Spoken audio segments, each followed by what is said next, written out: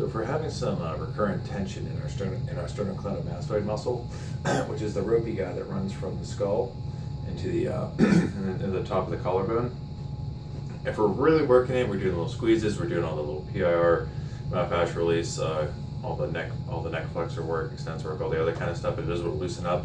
You got to remember where it starts, and then part of it starts on the clavicle, on the sternum. So if we have a little bit of dysfunction here at our kind of where our collarbone connects into our chest, that can kind of throw off some of the tension going up. So sometimes to fully finish off improving some of this neck tension, we have to go back here to work.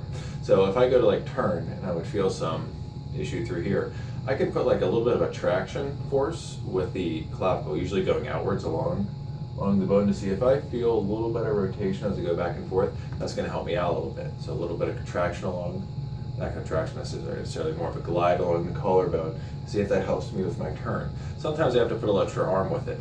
I can kind of go arm out and then see, does my head go a little bit further? Kind of alter the base of the muscle, see if that feels a little bit better. Sometimes I'll put a little arm elevation into it too, kind of opening up and then going across. So everything's kind of coming together as we go up. So if we're having some issues getting some of that portion of the neck, the big ropey guy on the side, your sternocleidomastoid, sometimes we got to get to the sternocleido part of it, make sure everything's moving correctly through here. Skip through the rest of the videos. There's some other things we'll be adding soon. We'll get a little more specific on some subclavius release and some other mechanics as far as a little more shoulder oriented.